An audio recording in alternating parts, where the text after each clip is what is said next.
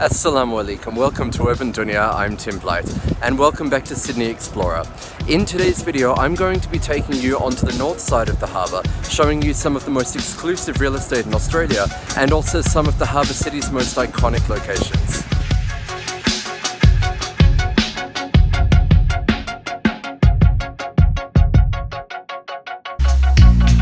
We're starting today at Lavender Bay and Clark Park, overlooking the Sydney Harbour Bridge.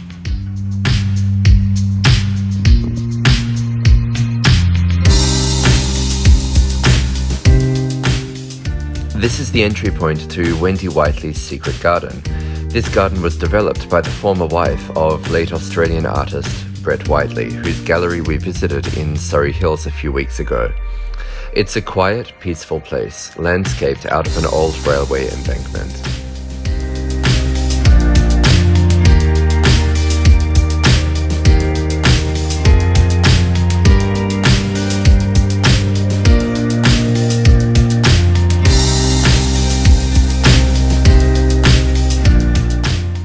Walking around this garden, it's actually hard to believe that we are just 2 kilometres from the centre of Australia's biggest city. It's lush, it's green, it's so calm, it's simply beautiful.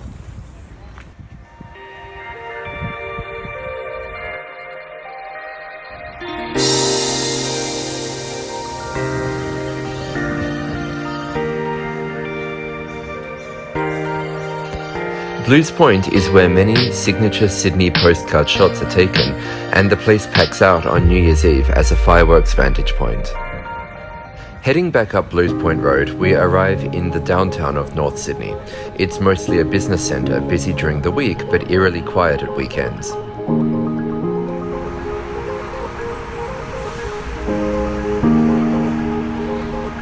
Just up the road is the Mary Mackillop Memorial Church, the shrine to Australia's first Catholic saint.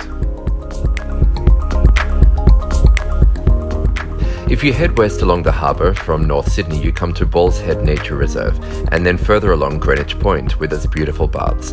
But I'm not going for a swim just yet, I'm saving that for later. When I was little, Sydney did have a really big amusement park in the western suburbs. It was a long way away, but it's since closed. And so now Sydney's main amusement park is Luna Park, and it's right down here by the harbour.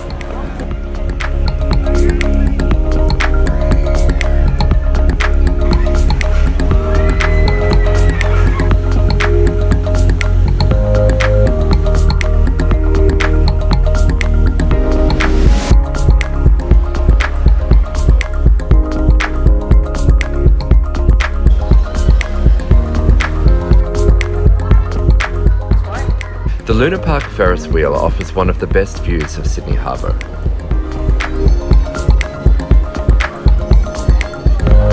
Next door is the North Sydney Olympic Pool in its stunning location.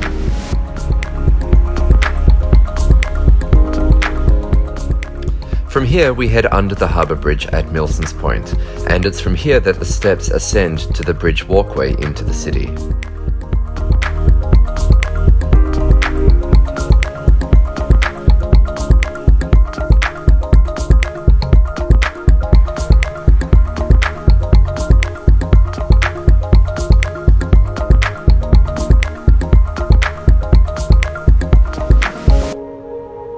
Back on land, I'm continuing along the north shore and around to Kirribilli.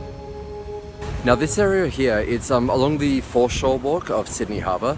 It's known as Mary Booth Reserve, and it's home to some of Australia's most expensive real estate. And in my opinion, it's also the best place to catch the New Year's fireworks here on the 31st of December. Walking around here, it's easy to see why these properties are priced in the millions.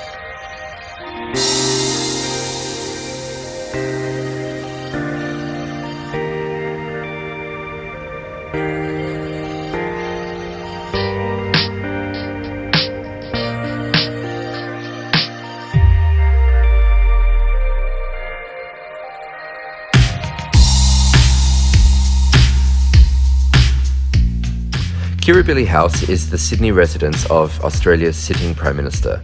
Next door is Admiralty House, the Sydney residence of the reigning Queen's representative in Australia, the Governor-General. At the end of the street is Lady Gowrie Lookout, a spectacular place to watch the sun rise over the harbour. Right near the lookout is Kirribilli Wharf, from where you can get a ferry directly to the city centre, although I'm going to stop here for a coffee in what must be the best located cafe in Sydney.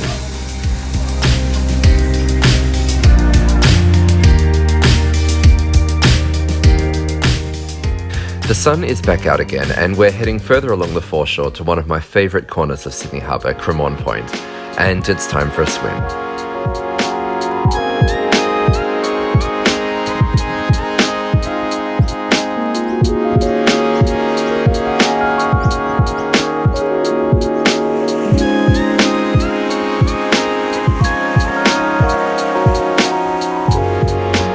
This is where I think Sydney really comes into its own. Being able to swim in the water of one of the world's most naturally beautiful harbours, right in front of the cityscape like this, is simply magic.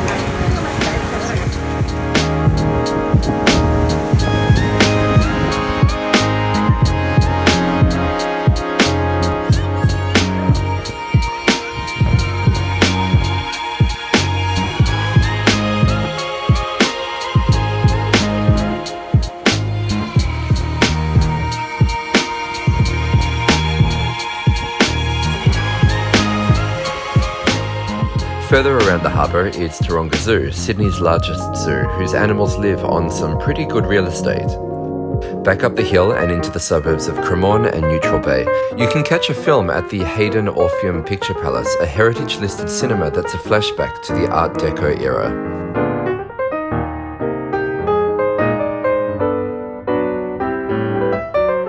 It's time for a meal here. If you're after some comfort food at any time of the day, you can go to Maisys, which literally never closes. But I'm meeting some friends at the Oaks, an old hotel with a gorgeous beer garden.